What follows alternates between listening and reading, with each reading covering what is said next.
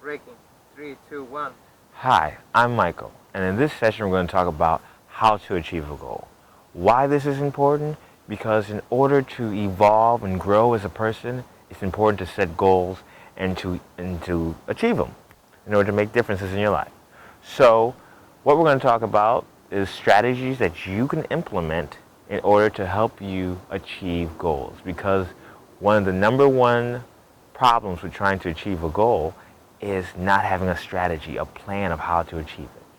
So, let's use the example of weight loss. Let's say it's New Year's and you want to lose 10 pounds. You've been eating that nice Christmas turkey and mac and cheese or whatever, right?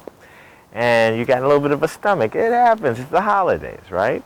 But now you want to get that six-pack together. You want to go out. You want people to look at you and feel that you're sexy and smooth and whatever. How do we achieve this goal? Well, the first thing you have to do is you have to make the goal very measurable. One way of doing that is first visualizing the goal, getting very focused on all the aspects that are needed for it. So if it's lose weight, how does it feel to lose weight? What do you look like?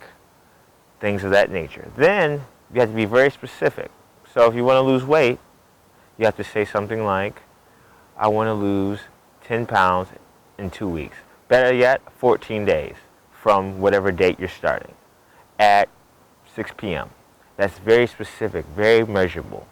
And then you can break it down. So you can say from there, I want to lose 10 pounds in 14 days. How many pounds do I have to lose per day or every couple of days over the span of 14 days to lose 10 pounds? So that would mean that if you'd have to lose 5 pounds per 7 days. So give or take 1 to 2 pounds a day for 7 days. That's very measurable. So at the end of your 7th day, if you haven't lost 5 pounds, you know the adjustments you need to make. Then you also want to look at what other things you can measure. So for example, the foods you take in. How many calories you're getting from those foods? Are those foods that you're taking in giving you so many calories and you only can have these many calories in order to do it, in order to reach your goal, or things of that nature? But one thing with those things, calories and all that, and people get caught up in calories, the idea is that if you're exercising consistently, you can burn calories because your body starts to metabolize at a faster rate. So I'm going to give you some secrets now. Let's say we'll just use the example of weight loss and setting this goal. If it was me in that example. For example, I want to lose 10 pounds in 10 days. What I'd first do is figure that I have to lose 2 pounds per day. Or every 2 days. I have to lose 2 pounds every 2 days, give or take.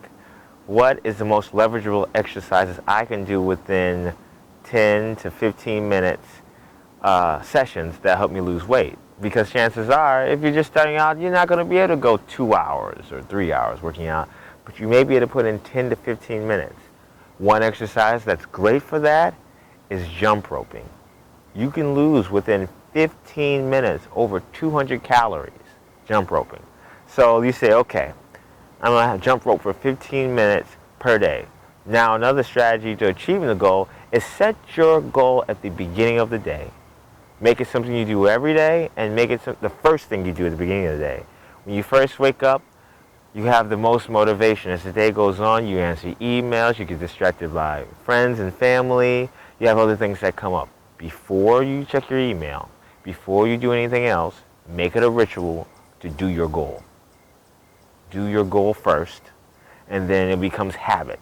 Once it becomes habit, then it becomes natural for you to do jump roping for 15 minutes because your body acclimates to it and gets used to it and starts asking for it. Especially since it's something that helps your body process toxins and flushes it through your body. So start with that. So to wrap it all up and to give you action steps to start off with, set a goal, give it a time deadline, make it as specific as I will achieve this goal by this date, by this time on that day. From there, break it down. If it's a span of a couple weeks or whatever, break it down as how much activity you need to do per day to reach that goal. From there, after the first week, and I would say try to stick to 2-week goals or less. They are measurable, and after the first week, you may need to make adjustments. From there, get your book out, your calendar, your planner, whatever, get your book out, and schedule that goal achieving activity at the beginning of your day. Make it the first thing you do. Ritualize it. And also, if you don't achieve it, give yourself some type of punishment or something like, if I don't do this goal in the beginning of the day, I'm going to give this guy who I hate at work $5. And I'm not going to even tell him why, I'm just going to give him $5. Something like that, you know. Get yourself going. Get yourself to have to get yourself out your kind of sitting mode and into action. And once you start, after 2 to 3 days, it gets easier. But just make sure to make it fun. So whatever you do, add music to it. Do it with friends.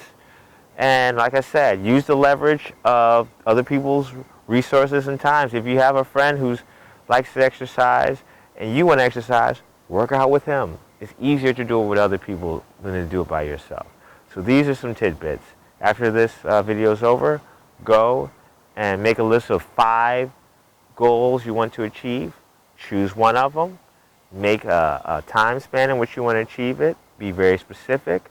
And then go about making another list of what are the 5 resources I need to have in place to make this goal more probable of happening. Then from there, schedule in and get started. And remember, if you don't start that goal, you're going to have to give that guy who you hate at work $5. I'll see you soon.